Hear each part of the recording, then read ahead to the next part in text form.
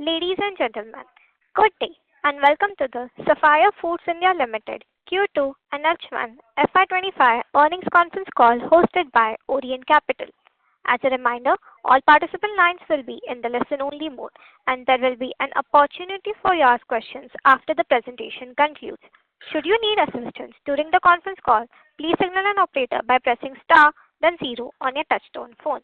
Please note that this conference is being recorded. I now hand the conference over to Ms. Shivani Karwat from Orient Capital. Thank you and over to you, ma'am. Good evening, everyone. Welcome to the Q2 and H1 FY25 earnings Concall for Sapphire Foods India Limited. From the management, we have with us Mr. Sanjay Purohit, Group CEO and Whole-Time Director, Mr. Vijay Jain, CFO, and Mr. Kaushik Vankadkar, Head Investor Relations. I hope everybody had a chance to go through the results and the investor presentation, which was uploaded on the exchange earlier today. Before we proceed, a reminder that this call may contain some forward-looking statements which do not guarantee future performances and involve unforeseen risk. A detailed disclaimer has also been published in the presentation. I will now hand over the call to Mr. Sanjay. Over to you, sir. Good afternoon, everybody. My name is Sanjay Purohit. Welcome to our Quarter 2 and 6-month FY25 consolidated financial highlights. As usual, between me and Vijay Jain, our CFO, we will share with you the results. These are already up on our website, plus have been filed with SEBI. Our Quarter 2 consolidated restaurant sales at 694 crores grew by 8% year-on-year, with EBITDA of 115 crores at 16.6%. As you can see, growth conditions have been difficult. Our consolidated restaurant EBITDA declined 8% year-on-year, and restaurant margin was 13.7%, down 240 basis points. Our consolidated EBITDA I spoke about was 115 crores, 16.6%. This declined year-on-year by 1%.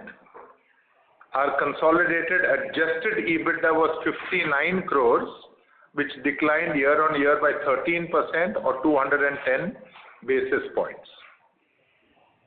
Our consolidated PBT before exceptional items was 5.3 million or 0.8%, whereas the adjusted PBT before exceptional items was about 14 crores or 2.1%. The exceptional items impairment came from our Maldives business, where we've got 2 KFC and 2 Pizza Hut stores each, and the Maldives business contributes 0.4% of our overall revenue. This business has struggled over the last 1 year after the Middle East geopolitical situation, when we saw sales down by nearly 60% year-on-year, and over the last 1 year this has not improved. This sharp reduction in the sales of those 4 stores resulted in the business incurring losses, and hence, as a prudent approach, we have taken a non-cash impairment of rupees 11.4 crores in the quarter as an exceptional item in our consolidated financials. Now let me go to slide number 19 and speak about KFC. Typically, Quarter 2, as all of you would know, is the softest quarter for KFC. And this is because we've got a number of vegetarian-only festival days. Interestingly, this year, we have seen a greater negative impact during such festival vegetarian days. Because SSSG was negative 8%, because of the resultant deleverage, our restaurant EBITDA came at 16.5%, or down 270 basis points year on year.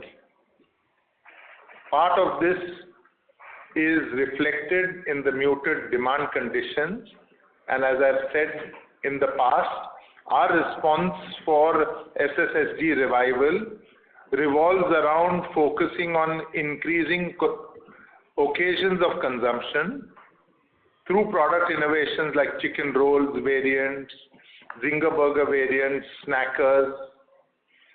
We focus on day part extensions like lunch, late night and Wednesdays, and we drive value through at 3 different price points of snacking, individual meals and group meal occasions.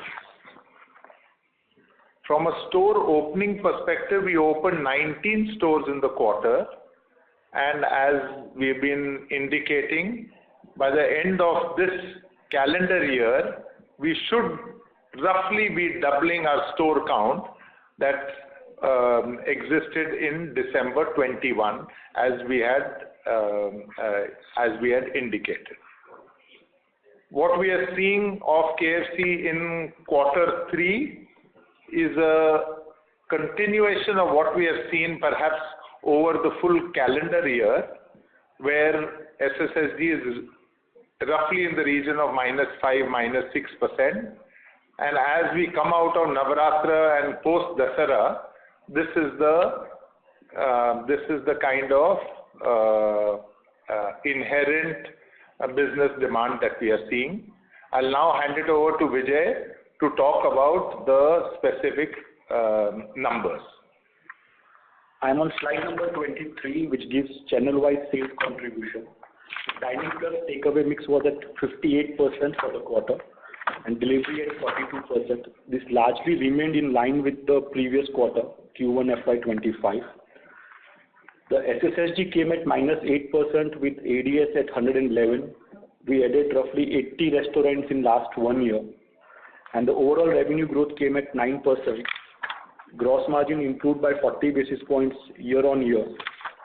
And while gross margin improved by 40 basis points due to overall restaurant EBITDA came at 16.5%. This was impacted on account of the operating deleverage caused by -8% SSSG. Slide number 26 gives you 4-year trend and 5-quarter trend. The overall brand still remains quite strong. And with the measures Sanjay spoke about just a minute back, and the vegetarian festival days out of our way, we hope for a better H2 as we move forward.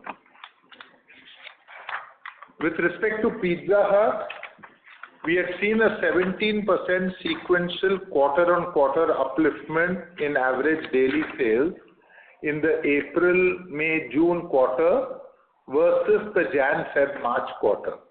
So our ADS levels had reached 48, and this has remained more or less stable in quarter 2 also, where ADS levels have been in the region of 47. Our restaurant sales increased by 3%, with SSSG being -3%. In line with the strategy that we called out of we will continue to invest behind marketing, and that marketing investment first went behind melts between April and September, and now in October we've launched the exciting Momo Mia range of appetizers and pizza.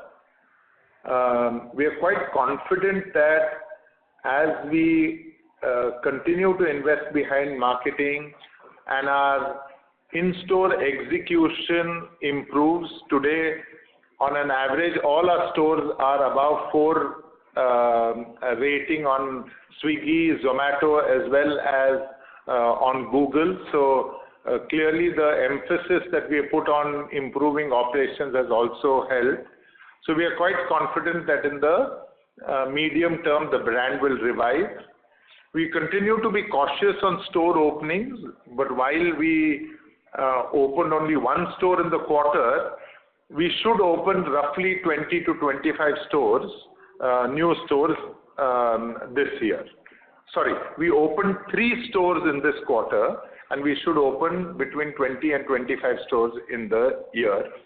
Vijay, could you just take the numbers?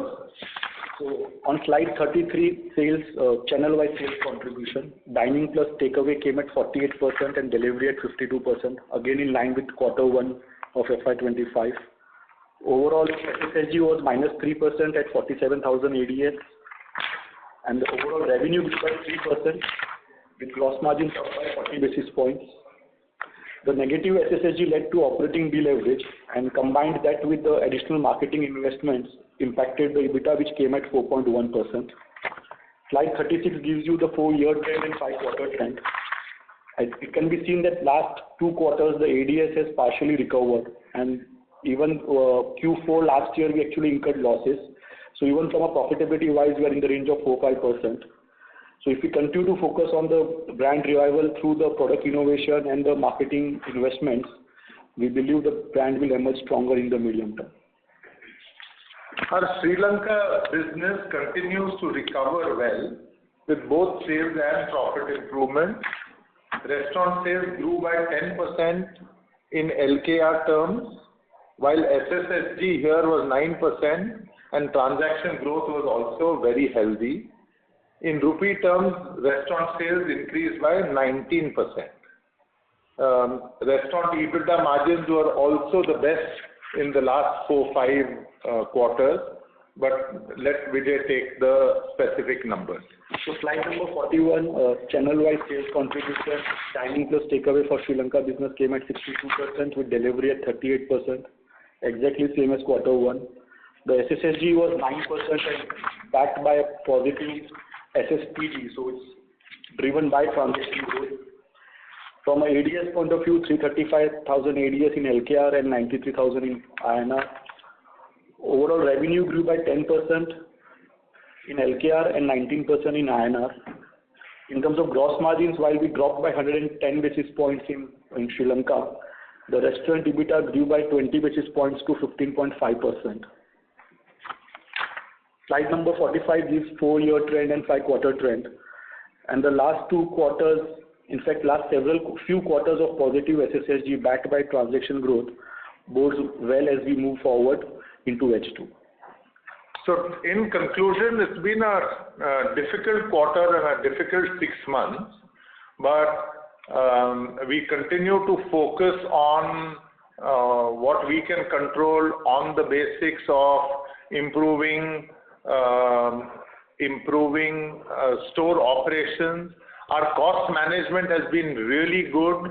Gross margins, as you can see, we've been able to get some benefit right across. The nature of channels has changed a little bit more in favor of delivery. Now with most of the vegetarian days over, we should get a better read by the end of say November on how the second half is progressing. But we are still confident that if we stick to the basics, we will get out of this in a much better position. Now with this, I will hand it over to all of you all for the question and answer session. Thank you very much. We will now begin the question and answer session. Anyone who wishes to ask a question may press star and 1 on their touchtone telephone. If you wish to remove yourself from the question queue, you may press star and 2. Participants are requested to use handsets while asking a question. Ladies and gentlemen, we will wait for a moment while the question queue assembles. The first question is from the line of Vishal Gutka from HDFC Securities. Please go ahead. Yeah. Hi Sanjay and team. 3 questions from my side. First on KFC, we have gone for massive expansion in the last 3 years. I think 3 years back the store count was 200, now it's around 460. At the same time, the market might not have expanded the same rate with regards to store expansion, what you said. I just wanted to check in the wake of current slowdown, where are we exactly expanding? Are we expanding more into existing cities, or it's completely virgin markets? And do you think there's a need to recalibrate expansion at least in existing cities, because that will provide the buffer time so that store expansion catches up with the market growth rates? That's the first question. Second question on Pizza Hut. Domino has gone very, very aggressive on the NPD or innovation calendar, although we also made some launches, Melts and I think Momo Mia that is coming up. But I believe that we really need to push the pedal on the innovation front is concerned. What kind of an ADS will be required to achieve low-teen margins in the context of increased competitivity from various players? Because earlier ADS might not be relevant in the current context given the competitivity has gone up in a significant manner. And last question on M&A front. Given that we'll be generating decent amount of cash flow over a period of next 2-3 years, any thoughts on M&A, and are we open to acquiring a minority stake in any cloud-based kitchen brands, who are compliant with the 7 rules that we have on that front? And the last, I would like to wish the entire team Happy Diwali. Thank you. Just can you, Vishal, can you elaborate on your question 2, which you said on Pizza Hut innovation, and what is the question? Yeah, so Domino's has gone very, very aggressive in terms of innovation. 4 or 5 innovations they have launched in the period of 6 months kind of basket. We have done Melts, and I think recently we have come up with Momo Pia.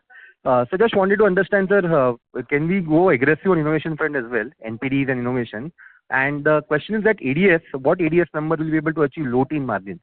Because earlier ADS numbers might not be relevant given that competitive intensity has gone up significantly in this category.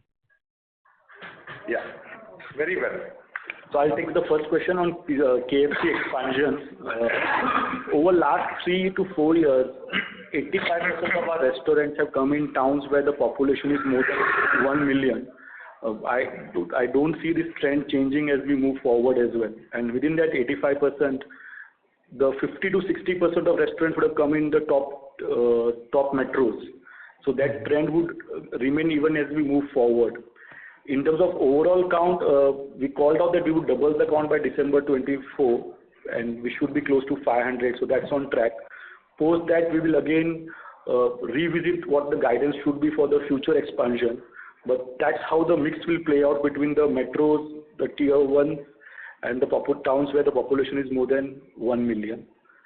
On Pizza Hut, Sanjay, you would... Yeah, and Vijay, I just wanted to check, so on KFC, you are telling that existing cities only expanded, right? Virgin market, the expansion will be lower, right? That is the argument you're trying to make? 20% of our store expansion comes in a probably virgin market. Yeah, so I just want to add color here. Even in existing cities, the idea is so there might be parts of existing cities that are not served, and we typically have a certain way to look at a distance from an existing KFC store that we could look at a new store. Now that varies according to the development of the brand in a particular city, so it'll vary a little bit. So I think even if we are expanding in Mumbai, we are expanding in Mumbai into newer trade areas that might have been less well served than earlier on. Okay. So, yeah, so that's one. On the innovation part, I think our belief on innovation is, first of all, innovation never ever will come at the cost of the core product. So the core product itself has to do really well. And typically, innovation appeals to a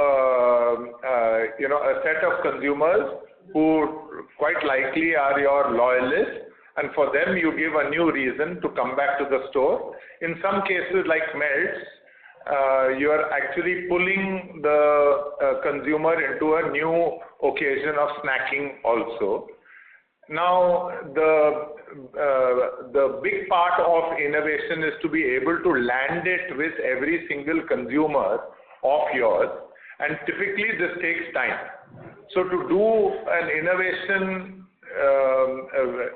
to do 4-5 innovations perhaps in a short period of time actually is quite counterproductive, because your consumer is unlikely, all your consumers are unlikely to have sampled the innovation.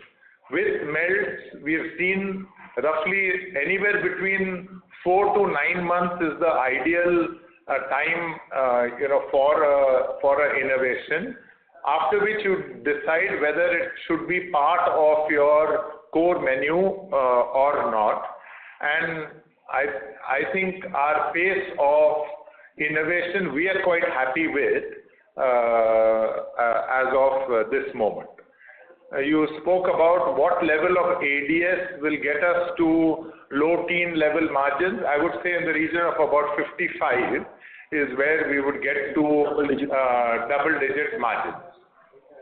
Finally, on your M&A and cash flow, while right now our cash doesn't, so what we generate through the year is still marginally short of what we spend on capex, but there will be a period, there will be a time when very soon when this our generation will be higher than our requirements, and hence at that point in time we will look at we continue to look at M&A. At this moment there are no great opportunities that we see. Also, we have defined our criteria in terms of do's and don'ts, and that's clearly part of our annual report. We have called out the 7 mantras which we believe are key to success at scale in a food business. So those are the filters which we keep using to evaluate the opportunity.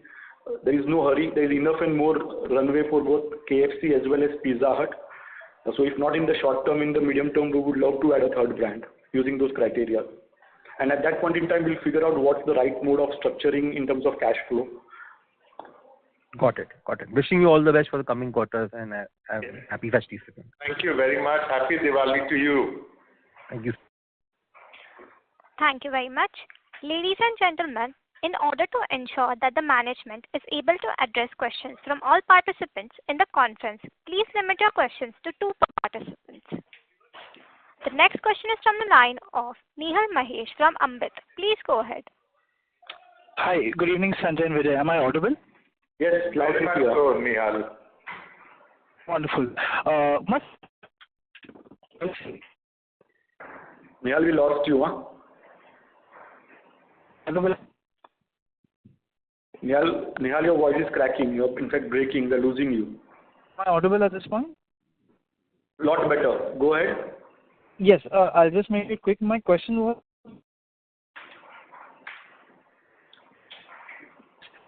I do find the kind of slowdown that the entire QSR space is seeing. But just as a devil's advocate, given KFC is an undisputed leader, has a value offering, is there a case where maybe the brand is not having enough appeal? I'm coming from maybe looking at this SSG number, which seems generally weak for a strong and a brand like what I would expect out of KFC. So that's my first question. So you'll have to just repeat that question because we got the last part of the question. What do you want us to address on KFC? Just help us. So Sanjay, just trying to understand that is the weak SSG for a brand like KFC, which has such a high market share, more a case of a low appeal with the brand rather than the overall slowdown? Just trying to understand that. I wanted your comments on that. Yeah.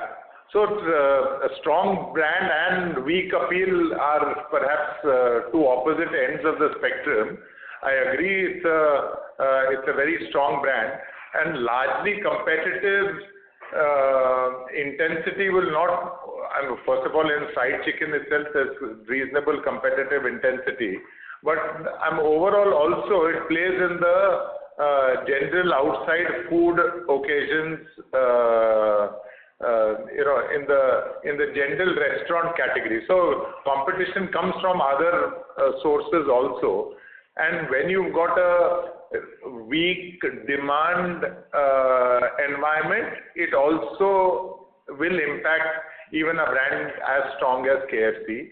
Having said that, I must say that this year we've been quite surprised by the intensity of the drop that we have seen on the brand during the vegetarian days. So I think it's even so in the north, west, and even in the south, where we have a festival called Purtasi in Tamil Nadu, there also we are seeing we have seen drops.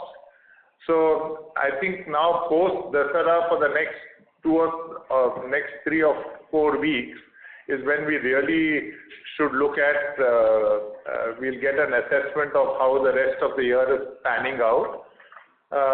Having said that, like I said, we continue to invest significantly behind the brand, and when I look at how we do in direct competitive environments, we continue to do really strong, even with a direct competitor who's come up in the last say 1 year or so. And then finally, I think we must call out that there is an impact of the Middle East tension that we are seeing. There's some geopolitical impact that we perhaps can see on the business. Not now, it's existed under the surface for perhaps the last 2-3 quarters. Got that. My second question was on the delivery dynamics. That is obviously something that for the last many quarters is seeing a trend towards delivery. Just wanted to understand anything to do with the scale up of aggregators or certain consumption patterns you want to highlight. And Vijay, if you could just quantify the financial impact in terms of margins as the mix shifts more towards delivery. Yeah. So one part of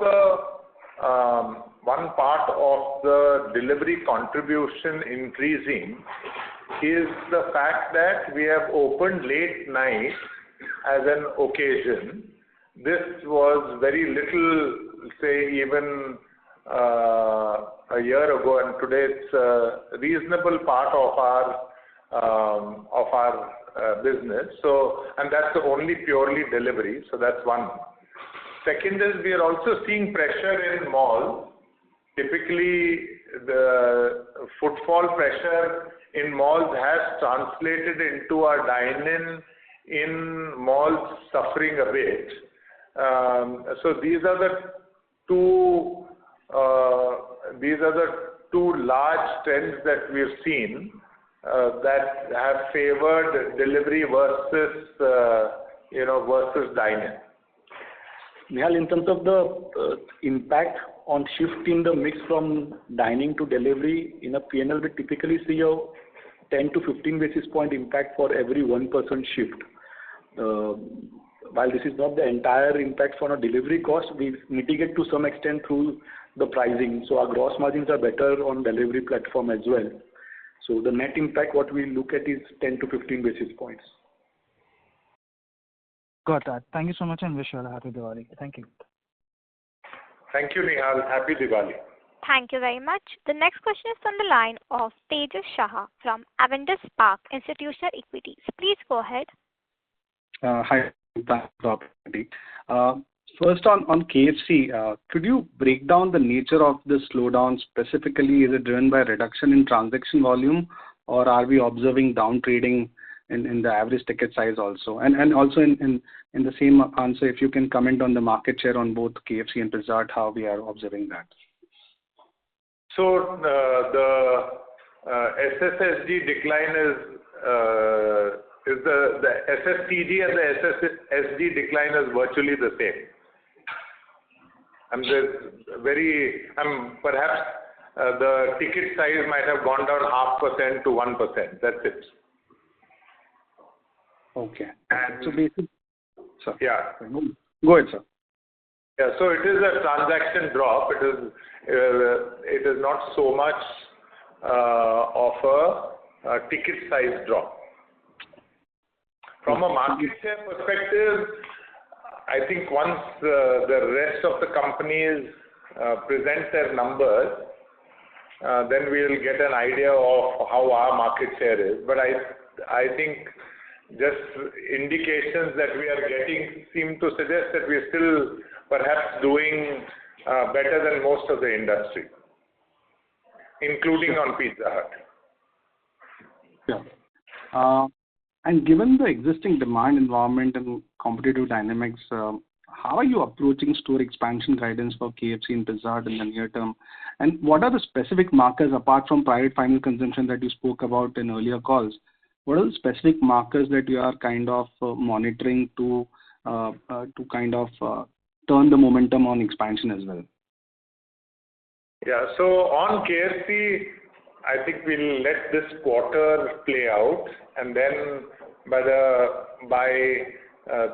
next quarter's investor call, we should be able to give a guidance on how 25 will pan out. I would, if I have to hazard a answer today, I would say that we will be a little more cautious than we have been over the last 3 years in terms of our expansion on KFC. On Pizza Hut, we already called out that we were expanding anywhere between 50 and 60 stores. So this year we believe that it will come down to 20-25 because there are still opportunities that exist, and our pipelines are built over several months and perhaps a year or two also. So yeah. Just to clarify, Sanjay meant cautious compared to what we have been doing over last 3 years on KFC, where we doubled the count. So that's a relative term here used, cautious. Otherwise, we still believe that we will continue to expand pretty much on KFC. And 2 or 3 quarters of negative SSSG should not be a cause of worry to expand a strong brand. So yes, you will still see pretty healthy additions on KFC as well. Very clear. That's all from my side. All the best for coming quarters, and happy Diwali to the team. Thank you, Tejas. Happy Diwali to you. Thank you very much. The next question is from the line of Jay Toshi from Kotak. Please go ahead. Yeah, hi team. Thanks a lot for the opportunity. First of all, in the opening remarks, you mentioned you will double the store count by December 24, which probably means that some 40 store additions. Did I hear it correctly, or were you trying to say by FY25? No, you heard it correctly, Jay. So close to 500, plus minus here and there, close to 500 stores for KFC. For KFC, understood. Second is the last couple of quarters with 114,000 and 122,000 ADS for KFC. Profitability was still holding very well at around 18.5% brand contribution margin. This time around, it dropped by 200 basis points, and while I know ADS is slightly lower, but still the drop is. It appears that you are managing operating leverage much better over the past 6 months than in September quarter. So if you could explain in terms of what has changed and how should we think about this going forward. And final one again on KFC. So all these are KFC related questions. The final one is that if you look at the last 2 years, the seasonality from September to December, ADS tends to be broadly similar levels as September and December, while we've always maintained that September is a seasonally weak quarter and December is a better quarter, but because maybe you have more store additions in December and hence ADS tends to be similar. So in this time around, if you are adding 40 odd stores, will ADS potentially decline in December versus what we are seeing in September quarter? That's it from my side. The first part of the question on restaurant EBITDA, last year we also had the benefit of gross margin going our way. So that helped us a lot in managing the overall restaurant EBITDA margin. When you're trying to compare this year's ADS levels and you compare with previous year, what you're missing is the inflation impact in terms of the cost, wages, the energy cost and all those things. The ADS is marginally lower. The overall cost increase is also an impact which needs to be considered when you move beyond a year.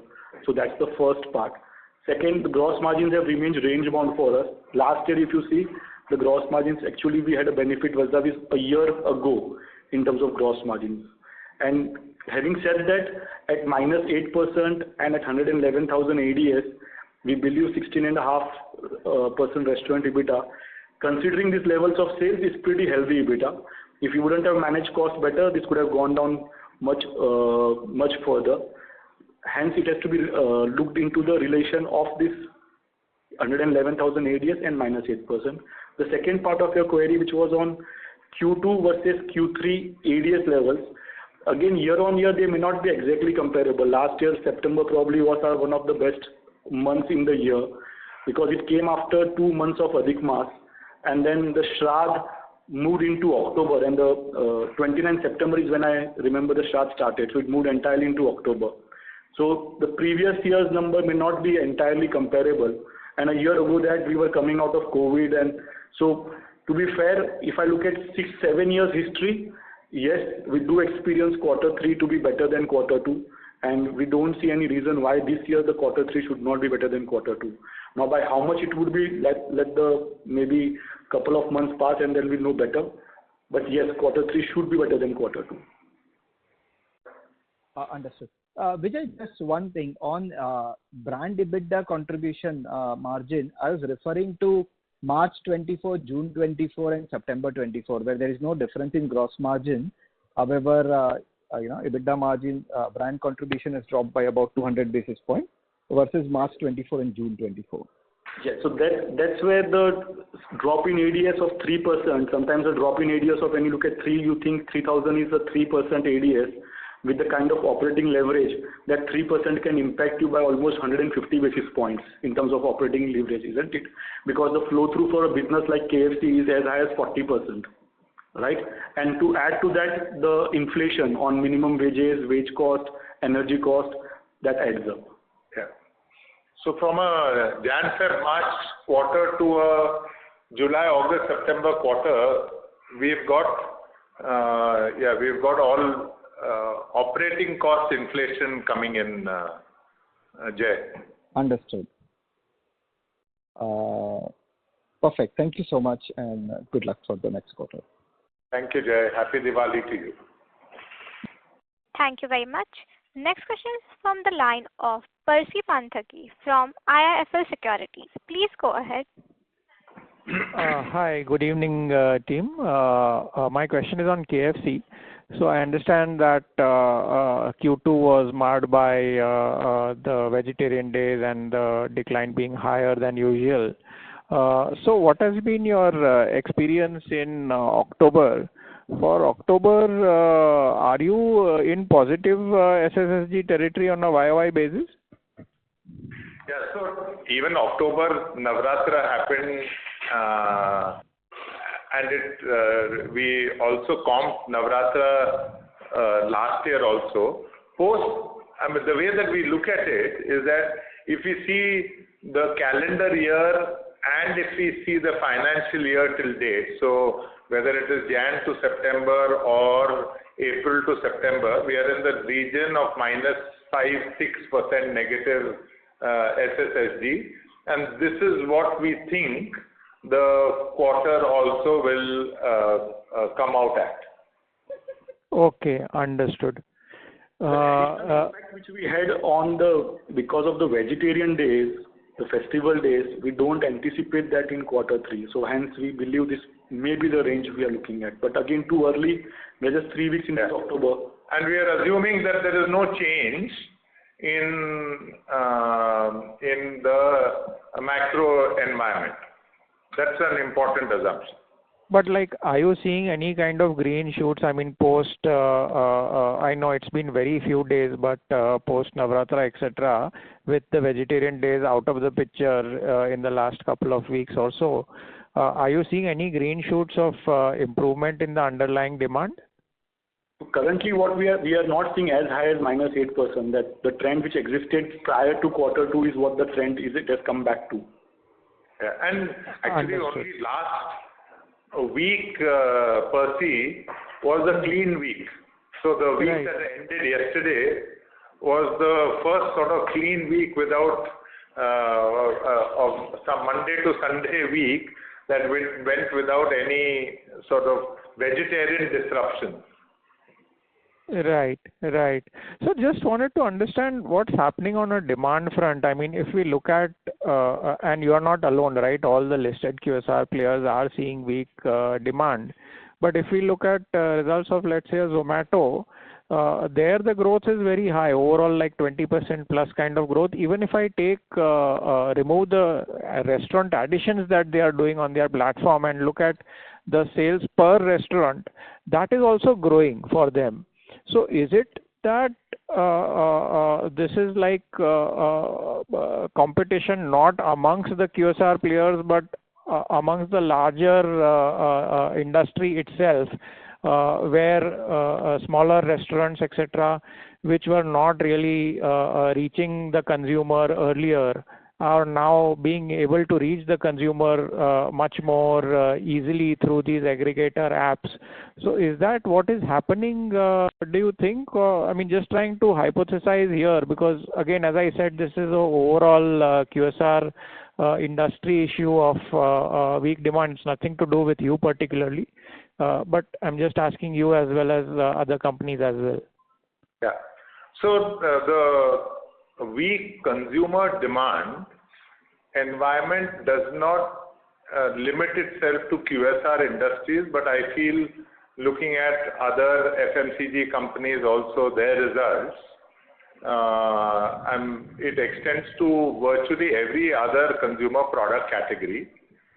My own take on this is, while I don't think there's a big reduction, so GDP growth is still reasonable. However, in most competitive categories over the last 2-3 years, we have seen significantly heightened competitive intensity. Certainly in QSR, today, if I look at high street, if I look at malls, and if I look at online or digital stores, in high street, if you have, say, 7-8 competitors in a food gullies, in a mall you will have competition from perhaps 20-25 restaurants, and in the digital space you'll have competition with, say, 100 banks. So I think competitive intensity has gone up, and this competitive intensity is significantly higher than any rise in private consumption expenditure. So this is a perhaps short medium term impact that we are seeing. Having said that, also at times perhaps we've expanded also and made the brand available significantly higher than earlier. So that's perhaps one also reason. So I think all of this we've got to put together when we look at the next coming year or so, Percy. Got it. And my last question on Pizza Hut. So just like in KFC, I asked, are we seeing any kind of positive signs in October for Pizza Hut? And this 55,000 ADS that you said would be required for double-digit margin. I mean, sorry to interrupt, sir, but can you please return to the question queue for a follow-up question? Okay. Yeah, never mind. We'll just take this quickly. Yeah. Okay, sir. Yeah.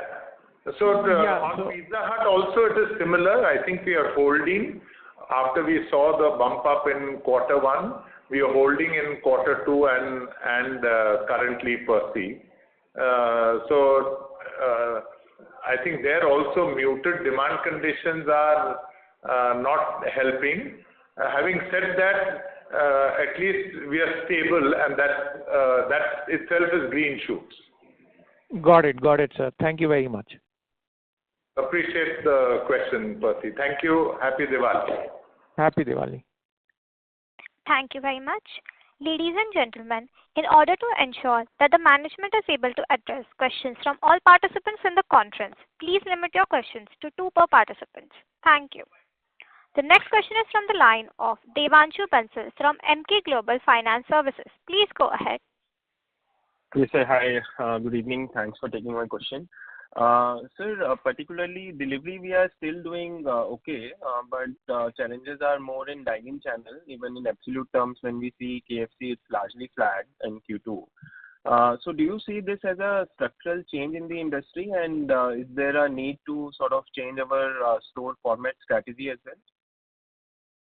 Yeah, so undoubtedly over the last 3 years, there's been some amount of channel shift from dine-in to home service. When we look at other markets internationally, we see that there is a certain limit to how much this channel shift will occur.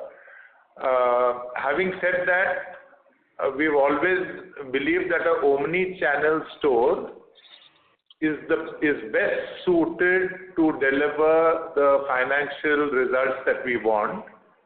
A large portion of the capital to put up a store goes in the kitchen, and only a smaller fraction is spent on the front of house, and hence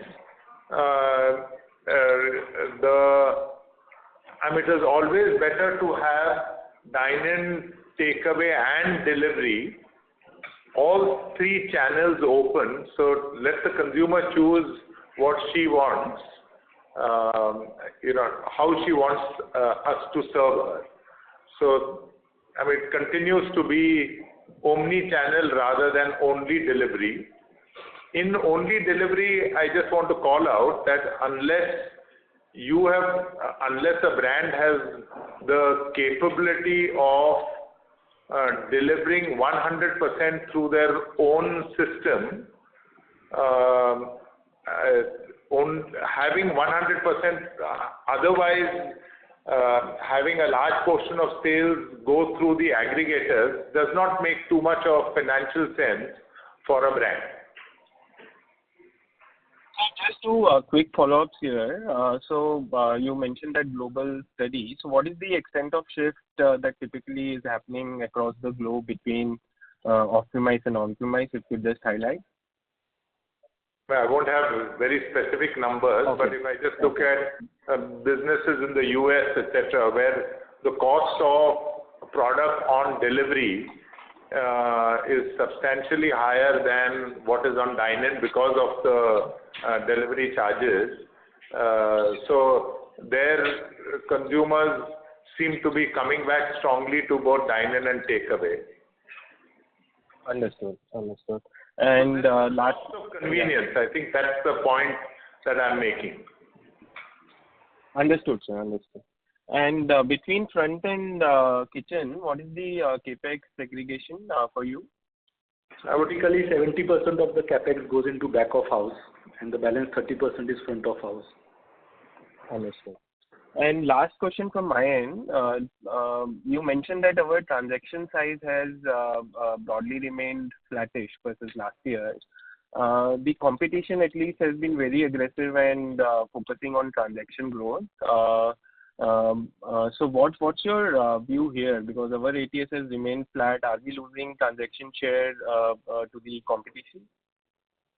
So I just want to highlight here that when SSSG has been -8%, transaction decline also has been in the same region.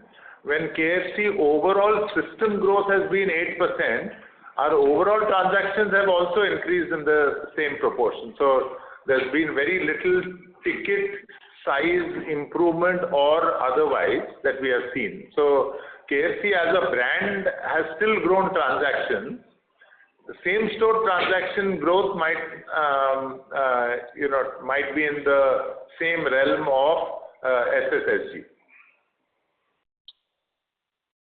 Understood. So you're saying that with your store expansion, that is leading to decline in transactions at your existing stores, right?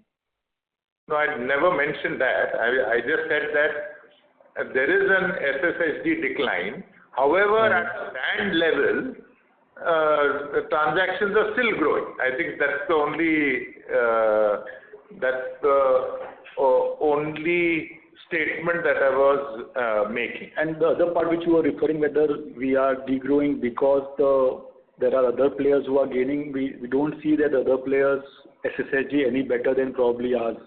So I don't think so that stands true, that hypothesis is true.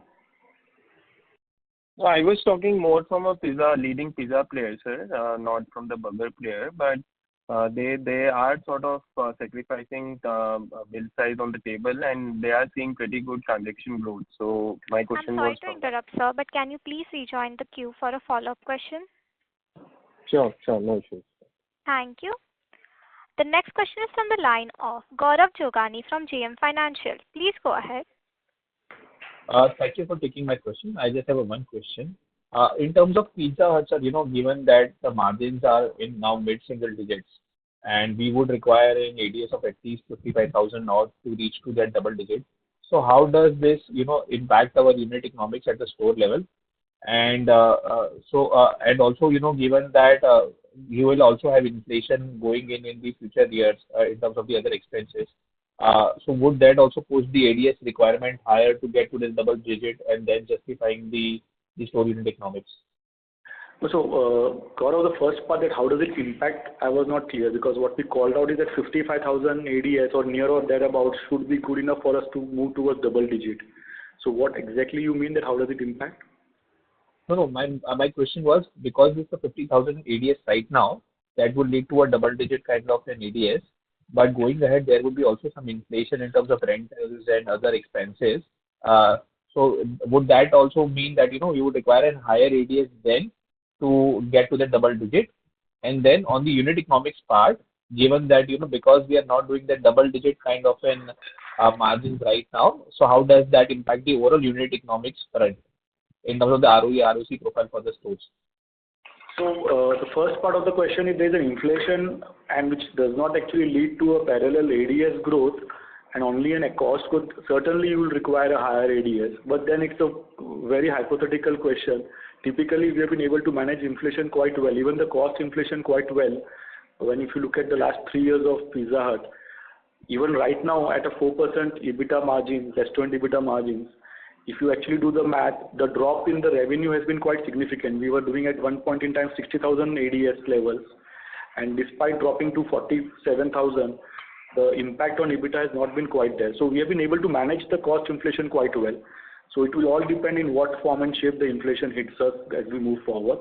But yeah, just mathematically, if there's an inflation on cost, you will certainly require a higher ADS. So that was the first part of the question. The second is, how does the ROI and all those gets impacted?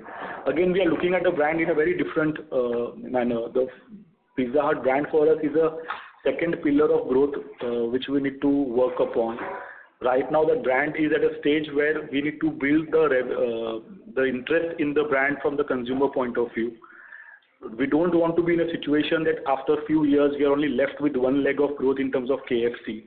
And hence, right now, it's a phase where we need to invest behind the brand. If you do the math at this stage, of course, the ROI and the ROCs will not work out. But this was not the question, let's say, 2 years ago when we were delivering 60,000 ADS, when the ROI was pretty decent. So I think first stage first, let's move towards that 50,000 plus mark. Let's moving slowly towards that double digit mark, and then we can discuss that ROI and ROC conversation. Sure. That's all from me. Thank you. Thank you. Thank you very much. The next question is from the line of Shirish Pardesi from Centrum Broking. Please go ahead. Good evening, Sanjay and Vijay. Thanks for the opportunity. Good evening, Shirish. Yeah, just one quick question. Out of 461 stores in KFC, Sanjay, you mentioned that we have stores in malls. So what percentage of stores and what percentage of revenue from these mall stores we get? While I may not have exact number right now, but the revenue from mall would be anywhere between 40-45% revenue from mall. And of course, in terms of the count, this probably will be slightly lower, so it would be anywhere between 30-35%. Okay. So here your hypothesis or here your understanding is that the revenue in the mall stores has been punished very strong. So what they're saying is that mall typically has a very high mix on dining and very small amount of takeaway and very small amount of delivery as well. So it's not that we don't deliver out of a mall, but yeah, the mall dining has taken a definite impact over last 6 months. That's what my understanding, because malls dining would be much stronger. So I don't think the delivery would have affected. So you mean to say that the dining and ticket sizes under stress? Not the ticket size, just the transactions. And then because of the footfall at the malls, the kind of probably footfall the malls are seeing, and again, even what we're seeing at the movies, the kind of movies which we are seeing, I don't think the first 6 months have been great in terms of mall footfall because of the movies as well. So yes, the mall dining has definitely been impacted. So on the flip side, if we had a non-vegetarian issue with the KFC portfolio, Pizza Hut should have surprised you positively in the mall stores and sales. So the mall impact was nothing to do with because of non-vegetarian. The mall impact is just the mall footfall and the movies what we're talking about. So it's nothing to do with the cuisine, whether it's vegetarian or non-vegetarian. Okay. The vegetarian impact which we're talking about on the KFC is just the overall impact which has been across malls and high street stores. So that impact is irrespective of the format. Okay, got it. My second question is on slide 29. You have given Momo Mia Pizza. But I guess why this is LTO and when this was launched and how long it will be there in the market? So this is part of our menu right now, Shirish. I think when we look at, we typically evaluate it after 3 to 4 months, and then we see whether it needs to be a continuous part of our menu or not, or LTO. So it has gone before Navratri, if I'm right. So launched in October, first week of October. October. Yeah, before Navratri, you're right. Okay. No, I saw that, so that's why I was saying, but I was more curious why it is LTO. No, I never said it's an LTO. No, it's written in the slide, limited time. It's part of our innovation pipeline. Typically, we evaluate it after 3 or 4 months. And after 3 or 4 months, we take the call whether we need to make it as a continuous part of our menu or perhaps withdraw it at that time. That I understood, Sanjay. What I was trying to understand to allude, you said that we are trying to build the occasions for the excitement for the consumer. So Mel's has given some fillip. But then is Momo Mia is also giving you the occasion and footfall increase? Not clear. Yeah. So did I hear you say that Mel's has given you some fillip? Yeah. Momo Mia should give you a further fillip. Is that what I understood? Yes. Yeah. So it should give us additional fillip. I think we'll wait for the quarter to play out to understand how this works. Okay. All right. Happy Diwali to you, Sanjay and Vijay. Happy Diwali. Yeah. Thank you very much. The next question is from the line of Harish Advani from Investec. Please go ahead. Hi, thank you for the opportunity. I just had one question when it comes to the KFC that we are trying to do in terms of increasing the day part occasions through rolls and biryani bowls, etc. So I just wanted to understand, since you've been doing this from the last 2 to 3 quarters, how has this been trending, and if you can share any percentages of how this is contributing to our overall areas. That was my last question. Sorry. So at this moment, while we are pushing lunch, we are pushing rolls and so on, at an overall basis, the bold truth is that our SSSGs have continued to be negative. So, one can say that it has had a limited impact on improving our sales trajectory. Okay, and is it possible to quantify in how much it's contributing to ADS at the moment? So contribution, typically we don't give out, Harish. And typically we don't give out. Okay, thank you. Thank you, Harish. Happy Diwali to you. Thank you very much. The next question is from the line of Jiganshu Ghosh from Bernstein. Please go ahead. Hi, am I audible, Sanjay and Vijay? Very much so. Hi. First of all, a very happy festive season going into it, and hopefully the numbers recover. I just had one question in the interest of time. For the Sri Lanka business, now that contributes roughly 15% of our EBITDA at overall level, what kind of growth prospects do you see there from a medium to long-term perspective? So, we've just got out of perhaps about 6 to 8 quarters of a really difficult time in the country, and nothing that, it's all macro conditions that sort of nosedive. We believe that Sri Lanka would give us similar kind of growth opportunities as India. We should be able to open, say, anywhere between 7 and 10 stores a year, and that's what we would have thought earlier. At this moment, we'll be just a tad cautious still and wait for another quarter or so before we accelerate. Having said that, stores will continue to open, but it will be in single digit. Very helpful. Just one very small additional question on this is on the capex related to India. So we see the capex per store added has sort of dropped by 10%. Is this largely due to non-store capex being lower than past, or is it also because we are making some changes in the configuration of the stores as we open them? So, again, because I think you're working out capex or through backward calculation by looking at the cash flow, right? Right. Yeah, so sometimes the cash flow vis-a-vis the actual capex, there could be always a mismatch. To be fair, I don't think our capex have dropped. Continues to be in the same region, which is roughly 2 crore rupees for KFC, 1.35 to 1.4 crore for Pizza Hut. That remains. Sometimes the cash flow, depending upon when have you ordered, the cash flow can be very different. So there is no change in the capex. It's neither increasing nor decreasing.